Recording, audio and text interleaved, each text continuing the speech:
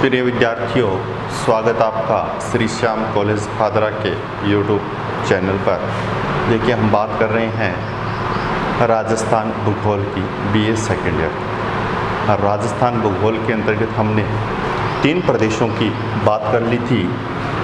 आज हम चौथे प्रदेश की बात करेंगे, दक्षिणी पूर्वी पठारी प्रदेश।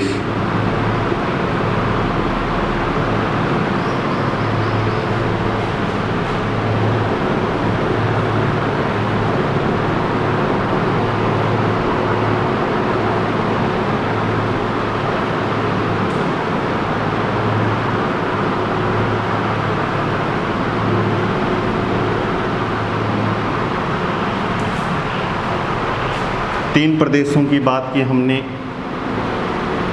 पश्चिमी मरुस्थलीय प्रदेश, दूसरा अरावली पर्वतीय प्रदेश, तीसरा पूर्वी मैदानी प्रदेश, चौथा दक्षिणी पूर्वी पठारी प्रदेश। अब देखिए, राजस्थान के अंतर्गत दक्षिणी पूर्वी पठारी क्षेत्र जो हैं,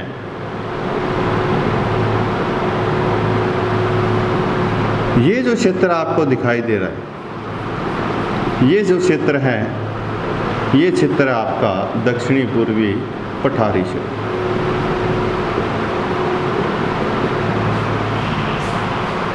अब इस क्षेत्र की बात करेंगे तो इसका जो उद्भव है और इसकी जो उत्पत्ति है वो किस काल में हुई थी। देखिए, मैंने आपको भूगर्भिक संरचना के अंतर्गत अलग अलग युगों के बारे में बताया, कल्पों के बारे में बताया, महाकल्पों के बारे में बताया।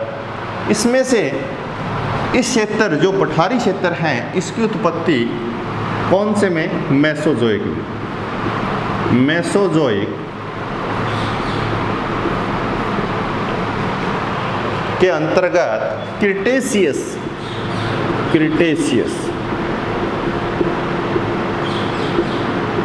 युग में हुई थी।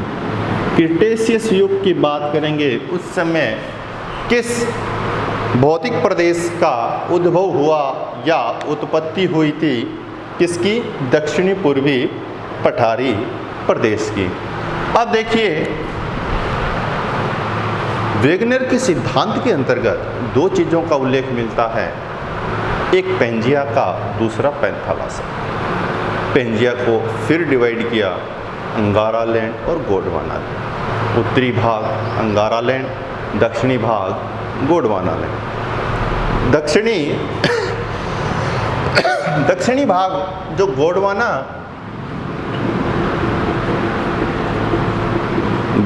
लैंड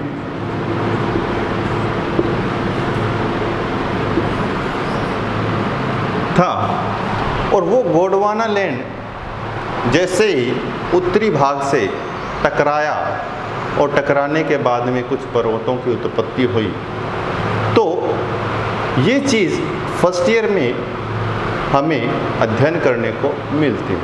अब इस गोंडवाना क्षेत्र में कौन सी एक क्रिया हुई थी जो सर्वप्रमुख है? याद रखना, कौन सी क्रिया? ज्वालामुखी क्रिया। और ज्वालामुखी क्रिया के दौरान आपने अध्ययन किया है कि 2 प्रकार की होती हैं, एक केंद्रीय उद्गार वाली और एक होती है दरारी उद्गार में। केंद्रीय उद्गार में किसी एक मुख से लावा बाहर आता है, और दरारी उद्गार में जो छोटी छोटी दरारें होती हैं, उन दरारों से लावा धरातल पर आता है। तो जो पठारी प्रदेश है, ये दक्षिणी पूर्वी, इसकी उत्पत्ति गोंडवाना भाग में ज्वालामुखी क्रिया के द्वारा दरारी उद्भेदन या उद्गार से हुई हैं। कहने का तात्पर्य ये है कि जो दक्षिणी पूर्वी पठारी प्रदेश है, इस पठारी प्रदेश का उद्भव मेसोजोइक के क्रेटेशियस युग में गोंडवाना भाग के अंतर्गत ज्वालामुखी क्रिया और किस प्रकार की क्रिया, दरारी उद्गार के कारण हुई है। ठीक है, अब हम देखेंगे कि यह जो क्षेत्र है ये किसका क्षेत्र है। हम बात करें, देखिए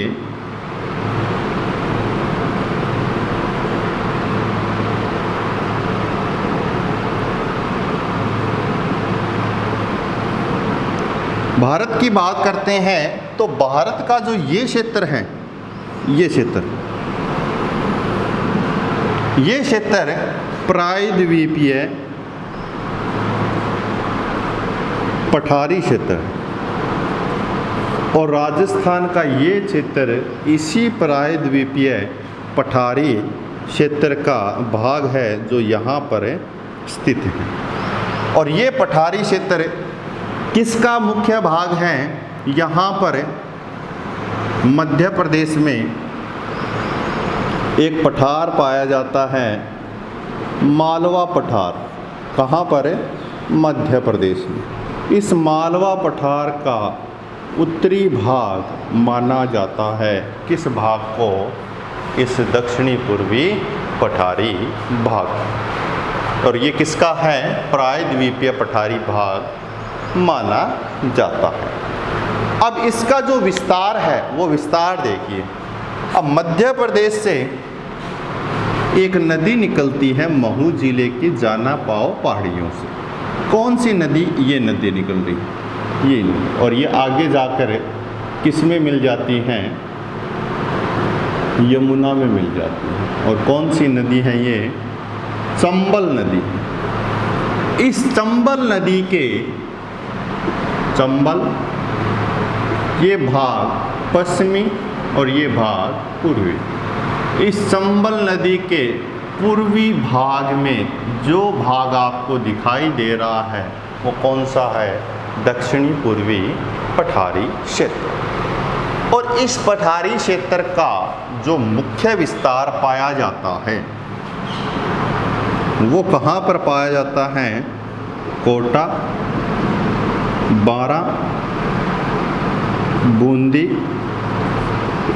झालावाड़, इन क्षेत्रों में इस पठारी प्रदेश का मुख्य विस्तार पाया जाता है।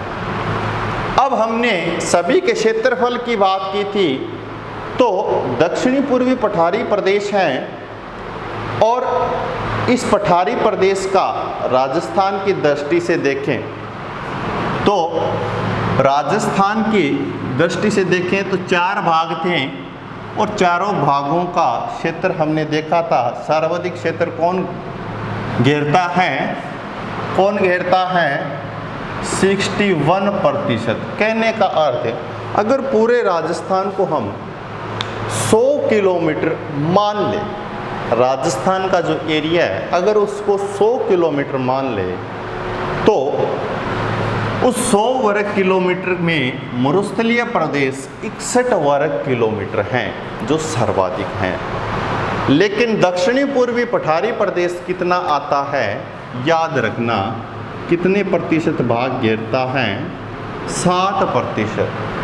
7% भाग घेरता। और इस 7% में राजस्थान की कुल जनसंख्या का कितना प्रतिशत भाग निवास करता है, याद रखना 11% जनसंख्या राजस्थान की दक्षिणी पूर्वी पठारी प्रदेश में निवास करती है। ठीक है, अब देखेंगे हम कि इसके समीप जो क्षेत्र हैं, उत्तर पश्चिम की बात करेंगे। देखिए यहाँ पर ये मैदानी प्रदेश हैं, मैदानी प्रदेश हैं।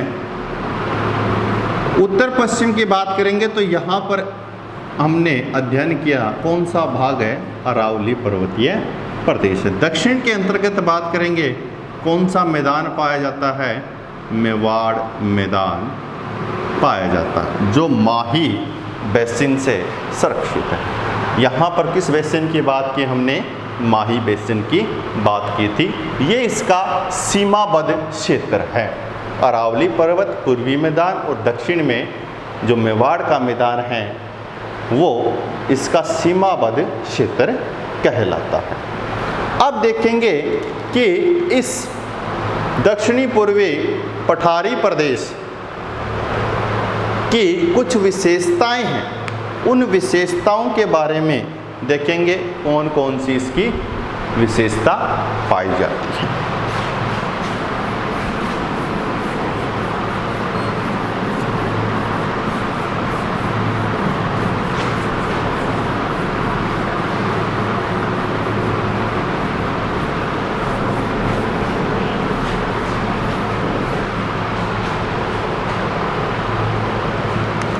नंबर 1 बात करूं मैं, यह प्रदेश है ना, यह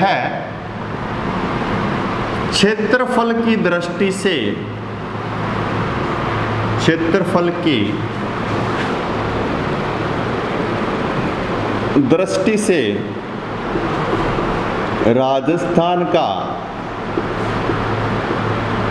सबसे बड़ा है क्या?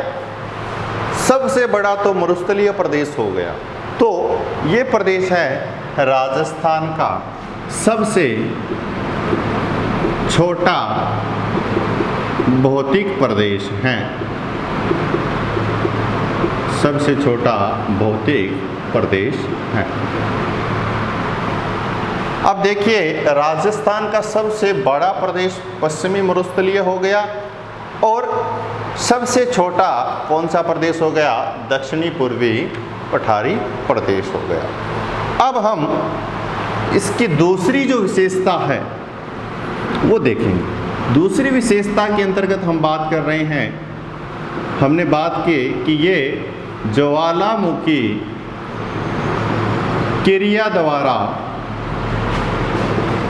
निर्मित क्षेत्र हैं और इस निर्मित होने के कारण यहाँ पर जो चट्टान पाई जाती हैं वो चट्टान कौन सी हैं? आगन्य। और आगन्य में कौन सी चट्टान? बेसाल्ट चट्टान पाई जाती हैं। दक्षिण पूर्वी पठारी क्षेत्र में किस प्रकार की चट्टान पाई जाती हैं? बेसाल्ट चट्टान पाई जाती हैं, आगन्य चट्टान पाई जाती हैं। ये क्यों पाई जाती हैं? क्योंकि ज्वालामुखी क्रिया के द्वारा आगन्य चट्टानों का स्वरूप सबसे पहले स्पष्ट होता है, इसलिए यहाँ पर आगन्य चट्टानों की अधिकता है। तीसरी विशेषता की बात करेंगे, इस प्रदेश में मुख्य रूप से, इस प्रदेश में मुख्य रूप से काली मर्दा या इसको कहते हैं रेगुर मर्दा या इसको कहते हैं कपास मर्दा या हम कह सकते हैं इसको वर्टिसोल्स, ये साइंटिफिक नाम है इसका, वर्टिसोल।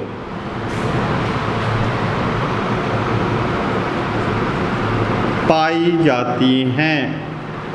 यहाँ पर देखिए, जो पठारी क्षेत्र होगा और प्रायद्वीपीय पठारी क्षेत्र के अंतर्गत है क्या है? बेसाल्ट निर्मित चट्टानें हैं, इसलिए यहाँ पर जो मिट्टी मिलेगी वह आपको कैसी मिलेगी?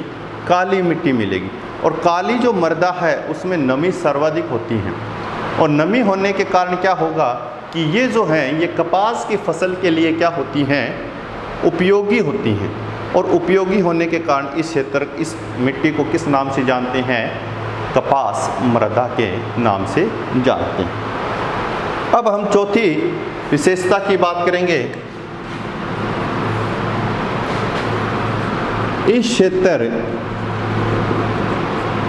का ढाल दक्षिण से उत्तर की ओर पाया जाता है। इसका जो ढाल है वो कैसा पाया जाता है, दक्षिण से उत्तर की ओर पाया जाता है। अब ये ढाल कैसे ज्ञात करते हैं, देखिए किसी क्षेत्र का ढाल ज्ञात करना है ना, तो वहाँ से आप जल को बहाइए और जल जैसे जैसे जिस क्षेत्र की ओर जाएगा वो ढाल उसका वैसा ही होगा। अब देखिए इस क्षेत्र का ढाल हमने कैसे ज्ञात किया कि यहाँ से चंबल नदी निकल रही है और निकलते हुए कहाँ जा रहा है जल, इस क्षेत्र में जा रहा है, तो नीचे से ऊपर की ओर जा रहा है, तो मतलब दक्षिण से जल कहाँ जा रहा है, उत्तर की ओर जा रहा है। तो इसका ढाल भी कैसा हो गया, दक्षिण से उत्तर की ओर हो गया। अब देखिए पांचवी विशेषता, इस प्रदेश को हाड़ौती क्षेत्र के नाम से भी जाना जाता है। ये जो क्षेत्र है, इस क्षेत्र को हम हाड़ौती का पठार भी कहते हैं। कई बार आपने नाम सुना होगा हाड़ौती का पठार। वो क्या है, दक्षिणी पूर्वी पठारी क्षेत्र ही क्या कहलाता है, हाड़ौती का पठार। अगली विशेषता की बात करते हैं हम। अगली विशेषता के अंतर्गत यहाँ पर सर्वाधिक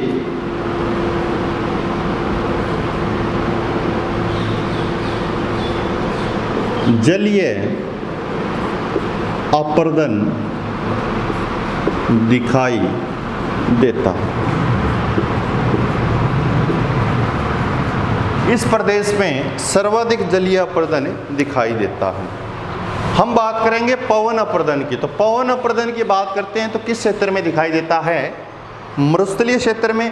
लेकिन हम बात करते हैं जलीय क्षेत्र की, तो जलीय क्षेत्र के जो अपर्दन होता है वो किस क्षेत्र में होगा, दक्षिणी पूर्वी पठारी प्रदेश में सर्वाधिक जलीय अपर्दन दिखाई देता है।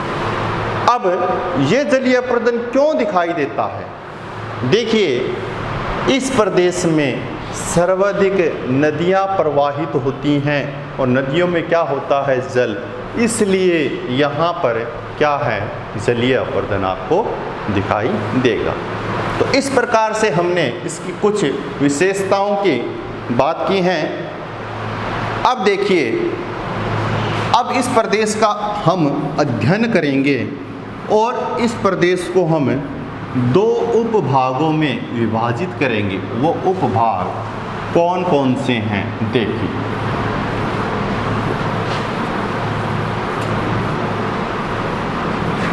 संरचनात्मक दृष्टि से देखें, मतलब इनकी संरचना की बात करेंगे। इस क्षेत्र की संरचना की बात करते हैं तो संरचना के आधार पर हमें दो भिन्नताएं दिखाई देती है। ये पार्ट अलग दिखाई देता है और ऊपरी क्षेत्र अलग दिखाई देता है।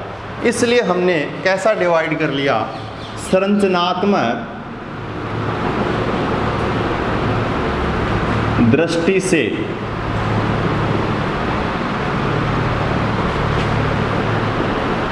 के आधार पर कितने भाग दिखाई दिए हमें, दो भाग। और दोनों भाग कौन कौन से हैं, पहला भाग है विंध्यन कगार क्षेत्र और दूसरा है दक्कन का लावा पठार क्षेत्र। दो क्षेत्र हमें दिखाई दिए हैं, दक्कन का लावा पठार और विंध्यन क्षेत्र। ये दोनों क्षेत्र कहाँ हैं, देखिए मैंने बीच में एक लाइन ड्रॉ की है। इससे ऊपर वाला पार्ट ये क्या है, विंध्यन कगार है, और नीचे का क्षेत्र क्या कहलाता है, दक्कन का लावा पठार कहलाता है। और इस लावा पठार और विंध्यन क्षेत्र का हम अध्ययन अगली कक्षा में करेंगे और देखेंगे कि ये विंध्यन कगार क्षेत्र ऊपर स्थित हैं, किसका भाग है, दक्कन का लावा पठार है, ये किसका भाग है, किस प्रकार से इसमें विशेषताएं पाई जाती हैं, कौन कौन से इसके अंतर्गत प्रमुख क्षेत्र हैं। इस प्रकार की हम बातें नेक्स्ट कक्षा में करेंगे। आशा करता हूँ कि आपको वीडियो अच्छे से समझ में आया होगा, और अगर नहीं भी आया है तो आप कमेंट बॉक्स में बताएं ताकि मैं उसका सलूशन आपको आगे बताऊंगा। Thank you very much. जय हिंद, जय भारत।